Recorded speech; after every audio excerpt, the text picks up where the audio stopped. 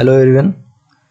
जैसा कि आपने थंबनेल में देखा कि 25 मिनट पे 100 हिंदी के क्वेश्चन हम लोग पढ़ेंगे और फालतू की बातें बिल्कुल नहीं करेंगे। खूब अच्छे से क्वेश्चन पढ़ेंगे और ऐसे क्वेश्चन होंगे जो बहुत ज़्यादा बार प्रीवियस ईयर में पूछे गए हैं और बहुत इंपॉर्टेंट हिंदी के क्वेश्चन होंगे। उसमें मैं डिटेल कई सारे क्वेश्चन की आपको बताता चलूँगा। तो एक ही क्वेश्चन के साथ कई सारे अन्य क्वेश्चन भी आपके तैयार होते चलेंगे। आप किसी भी एग्जाम की तैयारी करते हैं जहाँ पर हिंदी पूछी जाती है, ये वीडियो आपके लिए बहुत उपयोगी होगी। और डेली प्रैक्टिस के तौर पे हम लोग अब हिंदी पढ़ा करेंगे। जीएस और हिंदी का प्रैक्टिस मिक्स इसी तरह से आपको पर डे देंगे, तो आप किसी भी एग्जाम की तैयारी करते हैं तो इसे फॉलो कर सकते हैं। जो कमियां हों आप मुझे सुझाव भी दे सकते हैं। तो चलिए, पहला क्वेश्चन आपने देख लिया होगा अब तक। यहाँ पे लिखा वज्रदेह में समास कौन सा है। तो अगर समास की हम लोग बात करें तो सबसे पहली बात तो ये होती है कि समास होता क्या है और समास कितने प्रकार के होते हैं। तो समास 6 प्रकार के होते हैं। और समास क्या होता है, तो समास का अर्थ होता है एक तरह से कई सारे पदों को जोड़कर एक पद बना देना, एक शब्द बना देना। ठीक है, तो जैसे हम लोग कहते हैं 10 हैं आनंद जिसके, अर्थात दशानन, है ना। तो वहां पे क्या हो जाता है, समास हो जाता है। जैसे हम कहते हैं कि चंद्रमा है जिसके शिखर पर, अर्थात चंद्रशेखर। तो चलिए, यहाँ पे क्या लिखा, वज्रदेह में कौन सा समास है। तो समास हमने बताया आपको 6 प्रकार के होते हैं। और अगर वज्रदेह की बात करें तो ये यहाँ पे हो जाएगा आपका बहुब्री समास। बहुब्री समास में क्या होता है, बहुब्री समास देखिए जब क्या होता है, जो शब्द लिखा होता है ना, उस पद की प्रधानता, उस शब्द की प्रधानता ना हो, किसी अन्य की प्रधानता हो। जैसे वज्रदेह का मतलब होता है एक तरह से हनुमान जी के लिए यूज किया जाता है, वज्रदेह दानो दलन जय जय जय कपसूर, आपने सुना होगा। तो वज्रदेह का मतलब, अब जो चीज लिखी है वो उसका मतलब नहीं है, उसका मतलब कुछ और है।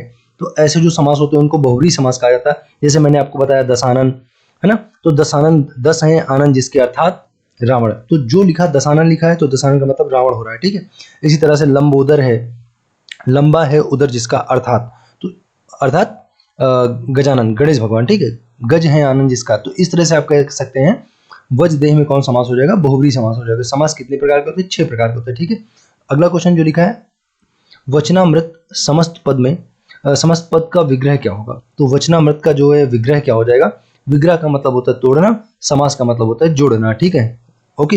तो विग्रह का मतलब होता है अलग अलग करना। तो वचन रूपी अमृत बहुत इंपॉर्टेंट है, कंफ्यूजन भी रहती है लोगों को। तो वचन रूपी अमृत बिल्कुल सही जवाब है। ठीक है, कंफ्यूज बिल्कुल नहीं होना इसमें, अच्छा क्वेश्चन है। अगला क्वेश्चन देखते हैं। नेक्स्ट लिखा है, गंगा का पर्यायवाची कौन सा नहीं है, आपको बताना है। ठीक है, कौन सा गंगा का पर्यायवाची नहीं है। देखिए, भागीरथी, सुरसरी, मंदाकिनी, आपने सब सुना होगा। भागीरथी बहुत पॉपुलर है, सुरसरी पॉपुलर है और मंदाकिनी। ठीक है, तो ये सारे हो जाएंगे गंगा के पर्यायवाची। लेकिन अवतरणी जो लिखा है यहाँ पे, अवतरणी लिखा है, ये गंगा का पर्यायवाची नहीं होगा। एक यहाँ पे आप याद रख सकते हैं गंगा का जाह्नवी, काफी इंपॉर्टेंट है। जाह्नवी है ना, जाह्नवी, ठीक, जाह्नवी करके होता है।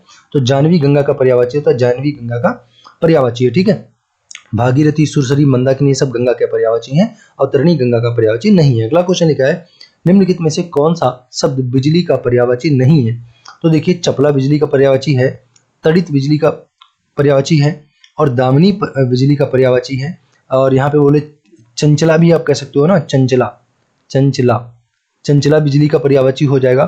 और एक बहुत इंपॉर्टेंट यहाँ पे कौंध, जो काफी कठिन भी है एक तरह से, है ना, कौंध। ये कौंध भी क्या है, ये भी एक बिजली का पर्यायवाची है। ठीक है, फिर अगर छपा की बात करें तो ये सरवरी, सरवरी, ठीक, सरवरी, सरवरी यानी निशा, निशा, ठीक, यानी रात्रि। छपा किसका है, रात्रि का पर्यायवाची है। रात्रि के सब है, सरवरी है, निशा है। ठीक है, निशा है, सरवरी है, ये रात्रि के पर्यायवाची है। ठीक, निशा, सरवरी और रात्रि तो आप जानते ही हो, कोई दिक्कत है नहीं। ठीक, अगला क्वेश्चन देखें, साहचर्य, साहचर्य का विलोम क्या होगा। तो साहचर्य का मतलब साथ साथ चलने वाला मतलब होता है, तो अलगाव हो जाए। साहचर्य का क्या हो जाएगा, अलगाव हो जाएगा। सहयोग का क्या हो जाएगा, असहयोग हो जाएगा। बहुत सिंपल है, इसमें आ लगा के बना दो, असहयोग हो जाएगा। ठीक, और विनियोग का मतलब होता है प्रयोग में लिया गया, जिसका प्रयोग किया गया हो। आपने पढ़ा होगा संविधान में विनियोग विधेयक के बारे में, है ना। तो विनियोग का मतलब होता है जो प्रयोग में लिया गया हो। और वैमनस्य का क्या हो जाएगा, सौ मनुष्य हो जाएगा। इसमें 100 लगा के बन जाएगा, 100 मनुष्य। ठीक है, वैमनस्य का हो जाएगा 100 मनुष्य। ठीक, चलिए, और अगला क्वेश्चन लगे यहाँ देख लेते हैं, सृष्टि का विलोम क्या होगा। तो सृष्टि का विलोम हो जाएगा आपका प्रलय। बहुत इंपॉर्टेंट है ना, सृष्टि का विलोम क्या होता है, प्रलय होता है। और व्यष्टि और समष्टि एक दूसरे के हैं, देख लेना। ठीक, व्यष्टि का समष्टि और समष्टि का व्यष्टि विलोम होता है, आप यहाँ से ध्यान रखिए।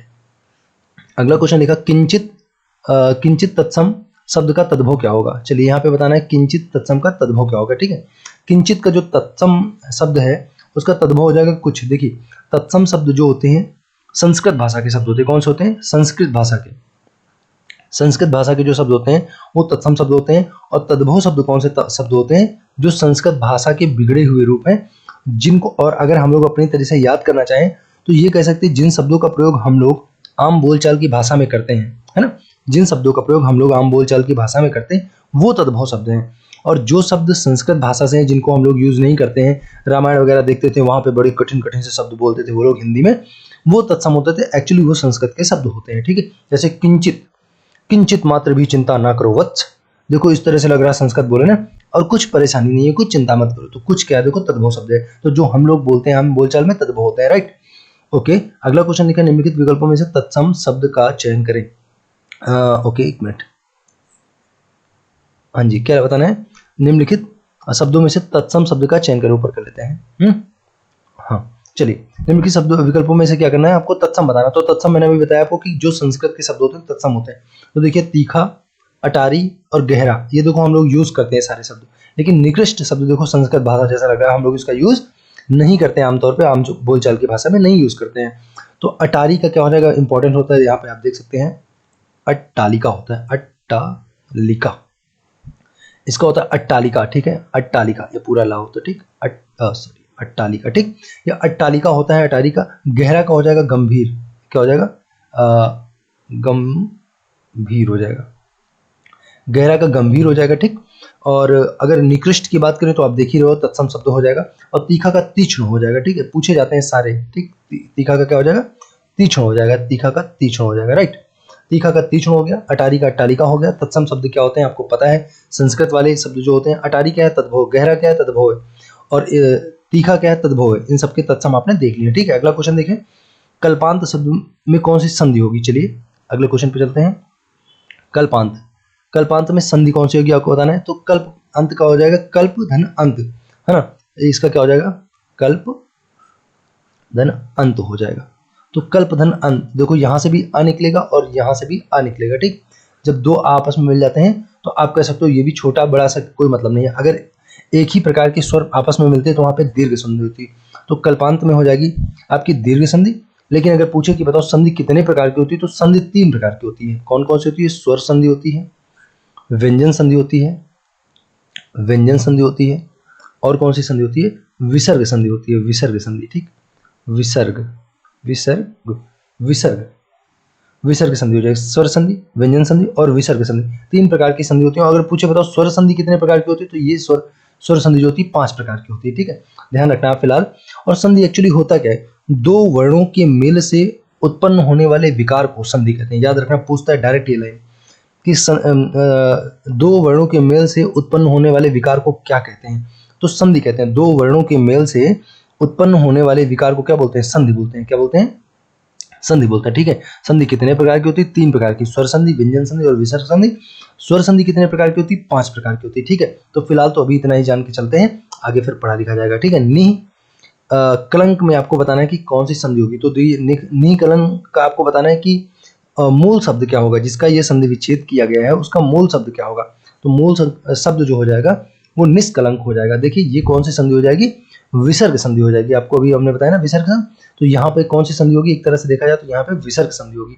जहां पर आपको ये डबल डॉट मिल जाए ना, इसको विसर्ग बोला जाता है। तो ऐसे अगर कहीं पे मिले तो आप समझ जाना कि वहां पे विसर्ग संधि होगी। ठीक, चलिए अगला क्वेश्चन देखते हैं। यहाँ पे जो अपने स्थान या स्थिति से अलग ना किया जा सके, जो अपने स्थान या स्थिति से अलग ना किया जा सके, उसके लिए एक शब्द बताना है। मतलब ये अनेकार्थी शब्द के लिए एक शब्द होता है, कैसा नहीं, मतलब अनेक शब्दों के लिए एक शब्द, जो इंग्लिश में आप पढ़ते हो वन वर्ड सब्स्टिट्यूशन। ठीक है, तो यहाँ पे आपको बताना है जो अपने स्थान या स्थिति से अलग ना किया जा सके उसे क्या बोलेंगे? उसे बोलेंगे अच्युत। उसे क्या बोलेंगे? उसे बोलेंगे अच्युत, बोलेंगे अच्युत। ठीक, जो अपने स्थान से अलग ना किया। अटल क्या होता है? जो अपने शब्दों पर डटा रहे, शब्दों पर, समझ रहे हैं ना, जो अपने शब्दों पर डटा रहे, अपने शब्दों से कहते हैं ना, अपनी बात से टले ना, जो अपनी बात से ना टले उसे अटल कहते हैं। और अटूट होता है जो ना टूटे, जो जुड़ा रहे हमेशा। अदेय क्या होता है? जो दिया ना जा सके, जो दिया ना जा सके, और जो ना टूटे अटूट हो जाएगा। ठीक है ना। अच्युत क्या हो जाएगा? अपने स्थान से अलग ना किया जा सके उसे अच्युत बोलते हैं। चलो, जो नभ में चलता है, नभ में चलता है, नभ मतलब आकाश, जो नभ में चलता है के लिए आप क्या कहेंगे? तो इसके लिए आप यूज करेंगे खेचर। जो नभ में चलता है उसके लिए क्या यूज करेंगे? खेचर। समझ आ रही बात? खे का मतलब ही आकाश होता है, आप ध्यान रख सकते हैं। खे किसका पर्यायवाची है? आकाश का पर्यायवाची, खेचर, ठीक है ना। और चर मतलब होता है चलने वाला, चलने वाला हो जाएगा, ठीक है। चलिए, तो खेचर हो जाएगा। अगला क्वेश्चन देखें, आंधी आवे बैठ गंवावे। लोकोक्ति का लोकोक्ति का अर्थ बताना आपको कि आंधी आवे बैठ गंवावे, इसका मतलब क्या होता है? देखो, और इसमें लिखा आंधी के बाद पानी बरसने का इंतजार करना, विपत्ति से टकराने का हौसला रखना, विपरीत परिस्थितियों में उपयुक्त समय आने का इंतजार करना, संकट से मुंह फेरना। तो ये देखिए, अच्छा क्वेश्चन है, आंधी आवे बैठ गंवावे। तो यहाँ पे आप कह सकते हैं इसका सही जवाब जो हो जाएगा विपरीत परिस्थितियों में उपयुक्त समय आने का इंतजार। आपने ये सुना होगा रहीमदास जी का एक दोहा कि रहीमन चुप ही बैठिए देख दिनन कर फेर, जब नीके दिन आई हैं तो बनत न लगी है बेर। रहीमन चुप ही बैठिए देख दिनन कर फेर। तो समझ में आ गई बात ना, कि रहीमन चुप ही बैठिए देख दिनन कर फेर, जब नीके दिन आई है तो बनत न लगी है बेर। वही वाली बात यहाँ पर भी है, आंधी आवे बैठ गंवावे, लोकोक्ति का भी वही मतलब होता है, विपरीत परिस्थितियों में उपयुक्त समय आने का इंतजार करना, राइट। तो ये क्वेश्चन हो गया। चलिए नेक्स्ट क्वेश्चन पे चलते हैं। हाँ जी, तो नेक्स्ट क्या लिखा है? क्वेश्चन लिखा है, बड़ी बुराई करना छोटी से बचना। अर्थ को व्यक्त करने वाली कहावत बतानी है आपको, कि बताना है कि कौन सी ये कहावत है, ठीक है। बड़ी बुराई करना और छोटी से बचना, इस कहावत का मतलब बताना है। तो देखिए, इसका सही जवाब जो होगा, गुड़ खाना गुलगुले से परहेज करना। गांव में काफी सब पॉपुलर है, अगर आपने सुना होगा।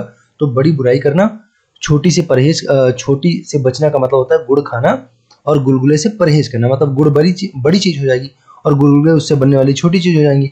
तो गुड़ खाना गुलगुले से परहेज करना हो जाएगा बड़ी बुराई करना, छोटी चीज से बचना।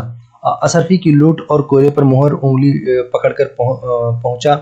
देख लीजिए, ये सब ऑप्शन यहाँ पे है नहीं, ठीक। दूध का जला माठा फूक फूक कर पीता, ये सब तो आप जानते हो। अच्छा, ये भी एक तरह की कहावत ही है। देखो, ये लोकोक्ति है, ठीक है। लोकोक्ति और मुहावरे में आपको अंतर पता है ना। मुहावरा जो होता है, जो मुहावरे होते हैं, मुहावरे जो होते हैं ना, वो छोटे छोटे होते हैं, और लोकोक्ति पूरी कंप्लीट होती है। यानी कि ये एक प्रकार का वाक्यांश होता है, लेकिन जो लोकोक्ति होती है, जो कहावत होती है, वो पूरा का पूरा वाक्य होती है। पूरा का पूरा क्या होती है? वाक्य होती है। ये वाक्यांश होते हैं मुहावरे, और ये वाक्य होता है, ठीक है ना। तो जैसे यहाँ पे आप देख रहे हो, दूध का जला माठा फूक फूक कर पीता, ये क्या है? पूरा लंबा सा वाक्य है, ठीक है। तो ये लोकोक्ति हो जाएगा। लेकिन अगर मुहावरा की बात करें, जैसे दिल लगाना, दिल लगाना, ठीक है ना। अगर दिल लगाना यहाँ पे बोलेंगे हम, तो हम इसको क्या कहेंगे? दिल लगाना क्या हो जाएगा? दिल लगाना एक तरह का आप कह सकते हो मुहावरा हो जाएगा। अब दिल लगाना, देखो, इसका हिडन सेंस होता है, ठीक है। दिल लगाना, तो इसका क्या होता है? हिडन मीनिंग होता है। हिडन का मतलब छिपा हुआ अर्थ होता है, ठीक है। अब जैसे दिल लगाना का मतलब क्या? कहाँ पे आप लगा दोगे दिल को? कहीं ले जाके चिपकाना तो है नहीं पोस्टर की तरह। दिल लगाना का मतलब होता है, मान लो पढ़ रहे हो तो पढ़ने में आपका दिल लग गया है ना, या फिर कहाँ कहाँ पे दिल लग जाता है आप जानते ही हो। तो दिल लगाना का वो मतलब होता है, जो दिया है दिल लगाना मतलब कहीं पे लगा नहीं देना उसको, ठीक है। वो अलग सेंस देता है, हिडन मीनिंग देता है, ठीक, छिपा हुआ अर्थ देता है, राइट। तो मुहावरे का ये चक्कर होता है, और लोकोक्ति पूरा वाक्य होता है। तो ऐसे करके अंतर समझ सकते हैं, ठीक है। नेक्स्ट क्वेश्चन पे चलते हैं। नेक्स्ट लिखा, निम्नलिखित में से विभक्ति संबंधित त्रुटि वाला वाक्य पहचानिए। विभक्ति संबंधित त्रुटि वाला वाक्य बताना है। देखिए, पढ़िए, सब आपको ऐसे ही समझ आ जाएगा।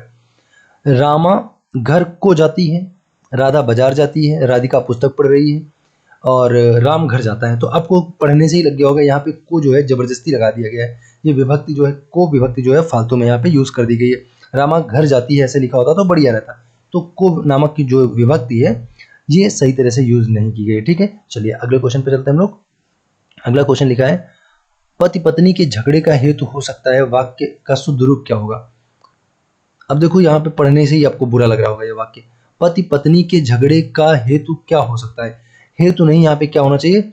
झगड़े का कारण होता है। हेतु किसका होता है?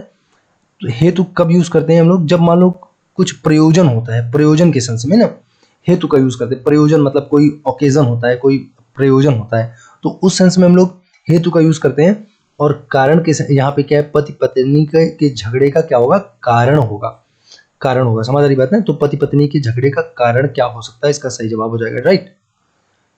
चलिए अगला शब्द देखें, एकाकिनी शब्द बहुत इंपॉर्टेंट, खूब पूछा जाता है। और जब अभी थोड़ी देर पहले जो सेंटेंस पढ़ रहे थे ना, पति पत्नी का हेतु और कारण वाला, वो भी इंपॉर्टेंट क्वेश्चन है। सारे बड़े इंपॉर्टेंट क्वेश्चन है।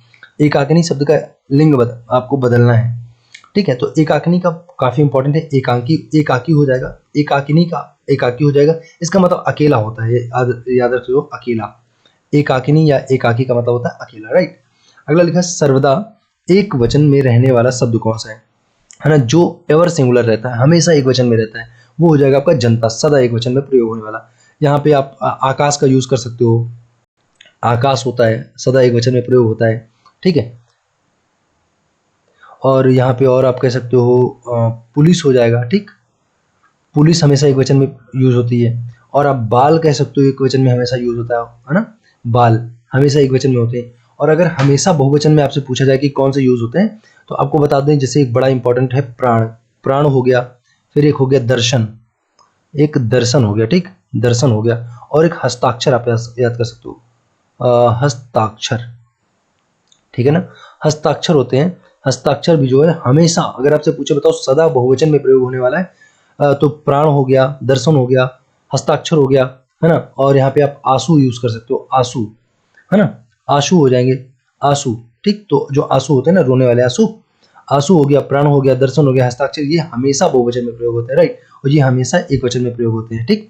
चलो नेक्स्ट क्वेश्चन लिखा, प्रवीण के भाई ने प्रथम पुरस्कार प्राप्त किया, उपयुक्त वाक्य में कर्म क्या है। तो आप बिना ऑप्शन देखे चलो बता देते इसका आंसर। प्रवीण के भाई ने प्रथम पुरस्कार प्राप्त किया, आपको कर्म बताना, कर्म का क्या, sorry sorry sorry sorry, just wait, कुछ गड़बड़ हो गई, चलिए नहीं, ठीक है, बढ़िया। तो यहाँ पे बताना है, एक मिनट, हाँ जी, आपको बताना कि कर्म क्या है। कर्म का मतलब क्या होता है, कर्म का मतलब होता है ऑब्जेक्ट, अरे यार, ऑब्जेक्ट होता है, ठीक। कर्म का मतलब क्या होता है, ऑब्जेक्ट। इंग्लिश में जब आप पढ़ते हो, सब्जेक्ट ऑब्जेक्ट पढ़ते हो ना, ऑब्जेक्ट का मतलब, ऑब्जेक्ट क्या होता है, जिस पर कर्म, जिस पे क्रिया का, या कह दो सब्जेक्ट के द्वारा किए गए कार्य का प्रभाव पड़ता है, ठीक है। सब्जेक्ट के द्वारा किए गए कार्य का प्रभाव जिस पर पड़ता है, मतलब जो वर्ब होती है, जो क्रिया होती है, जो क्रिया होती है, जो क्या होती है, क्रिया, ठीक है। क्रिया के कार्य का प्रभाव जिस पर पड़ता है उसे क्या बोलते हैं हम लोग, ऑब्जेक्ट बोलते हैं। तो जैसे सेंटेंस यहाँ पे जो लिखा था, वो क्या लिखा था कि प्रवीण के भाई को प्रथम पुरस्कार मिला। तो प्रवीण का भाई, तो यहाँ पे क्या हो जाएगा, प्रवीण का भाई तक ये हो जाएगा, सब्जेक्ट हो जाएगा, प्रवीण का भाई पूरा सब्जेक्ट हो जाएगा, है ना, सब्जेक्ट हो जाएगा, वाक्य का कर्ता हो जाएगा। और यहाँ पर प्रथम पुरस्कार जो है वो क्या हो जाएगा, ये ऑब्जेक्ट है, क्या मिला, प्रथम पुरस्कार मिला, प्रथम पुरस्कार, तो प्रथम पुरस्कार इसका सही जवाब हो जाएगा, ये हो जाएगा ऑब्जेक्ट। जैसे एक और एग्जांपल मैं आपको बता दूं, मान लो जैसे लिखा बढ़ई ने मेज बनाया, बढ़ई ने मेज बनाया, तो बढ़ई जो हो जाएगा, जो बढ़ई वो हो जाएगा सब्जेक्ट, जो बढ़ई है, एक मिनट, जो बढ़ई है वो क्या हो जाएगा सब्जेक्ट, और जो मेज है वो क्या हो जाएगा, ऑब्जेक्ट हो जाएगा। बढ़ई क्या हो जाएगा, सब्जेक्ट, और मेज क्या हो जाएगा, ऑब्जेक्ट। और जैसे मैंने कह दूं कि बंदर ने केला खाया, बंदर ने केला खाया, केला मान लो बनाना है ना, केला खाया, बंदर ने बनाना खाया, तो बंदर हो जाएगा सब्जेक्ट, और बनाना क्या हो जाएगा, ऑब्जेक्ट। जिस पर काम हो रहा है वो, पापा ने बच्चे को पीटा, पापा ने, मान लो बच्चे को या फिर मुझे मान लो, है ना, पापा ने मुझे पीटा, तो जो पापा हैं ये काम कर रहे हैं, और काम किस पर हो रहा है, जिस पर हो रहा है वो ऑब्जेक्ट है, तो मैं ऑब्जेक्ट हो जाऊंगा, पापा सब्जेक्ट, बंदर ऑब्जेक्ट सब्जेक्ट हो जाएगा, केला ऑब्जेक्ट, बढ़ई सब्जेक्ट हो जाएगा, और मेज क्या हो जाएगा, ऑब्जेक्ट हो जाएगा। ऑब्जेक्ट मतलब कर्म हो जाएगा, राइट। अगला क्वेश्चन देखा जाए, निम्न वर्तनी की दृष्टि से, एक मिनट, निम्न में वर्तनी की दृष्टि से शुद्ध शब्द आपको पहचानना है। किस, मतलब आपको शुद्ध, जो करेक्ट वर्ड है आपको पहचानना है, स्पेलिंग पहचानना है, ठीक है। सही स्पेलिंग किसमें लिखी हुई है ये आपको पहचानना है। तो बहुत आसान है, आप देख पा रहे होंगे, अध्ययन यहाँ पे सही जवाब हो जाएगा, है ना। अनुसरण क्यों गलत लिखा, क्योंकि अनुसरण में ये वाला सा होता है, ये सा कौन सा होता है, ये वाला सा होगा, ये नहीं होगा, ये दंती सा होगा, इसको दंती सा बोलते हैं, ठीक है। और इसको क्या बोलते हैं, इस सा को क्या बोलते हैं, तो देखिए ये हो जाएगा आपका तालू सा, ठीक है, ये तालू सा है, क्या, तालू, तालू एक्चुअली होता है ना, ये तालू सा हो जाएगा। और ये दंती सा होता है, जो ये वाला है दंती सा, और एक जो ये वाला होता है ये मूर्धा सा होता है, ध्यान रखना, तीन प्रकार के सा होते हैं। आप लोग पता नहीं क्या क्या बोलते रहते हो, सीटी वाला सा और सचिन वाला सा, ऐसा कुछ नहीं। इस वाले को क्या बोलते हैं, तालू सा, इसको क्या बोलते हैं, दंती सा, इसको क्या बोलते हैं, मूर्धा सा, मूर्धा, ठीक। तो मूर्धा, मुझे मूर्धा सा। अगला देखें, मानक वर्तनी के आधार पर शुद्ध शब्द पहचानना है आपको, ठीक है। तो कौन सा, यहाँ पर भी स्पेलिंग बताना, आपको करेक्ट स्पेलिंग पहचानना है। तो देखिए मृत्यु दंड जो लिखा है ये वाला, हाँ जी, तो मृत्यु दंड, ये कंफ्यूज मत करना, ये नहीं होता बीच में, ठीक। तो मृत्यु दंड ये बिल्कुल सही लिखा है, तो डी ऑप्शन इसका सही हो जाएगा, राइट। अगले क्वेश्चन पे चलते हैं, निम्न विकल्पों में से अनेकार्थी शब्द का चयन कीजिए, है ना, अनेकार्थी शब्द का चयन करना है, चलिए बताएं। अनेकार्थी, अनेकार्थी शब्द यहाँ पे आपका हो जाएगा सही जवाब अंग। अंग जो होता है ना, अंग शरीर के सेंस में भी यूज करते हैं, शरीर, और अंग देश आपने सुना होगा, अंग देश के राजा, ऐसे आपने सुना होगा हिस्ट्री में। अंग होता है, अंग का मतलब एक तरह से अंश के सेंस में भी यूज किया जाता है, और अंग का जो यूज है यहाँ पे टुकड़े के सेंस में भी किया जाता है। टुकड़ा, टुकड़ा, टुकड़ा, ठीक है। कहते हैं ये किस चीज का अंग है, किसका टुकड़ा है ना। तो ये अंग हो जाएगा, अंग का मतलब टुकड़ा भी हो जाएगा। अंग का मतलब अवयव भी होता है, अवयव, ठीक। तो अंग के ये सारे मतलब होते हैं यहाँ पे, आप कह सकते हैं।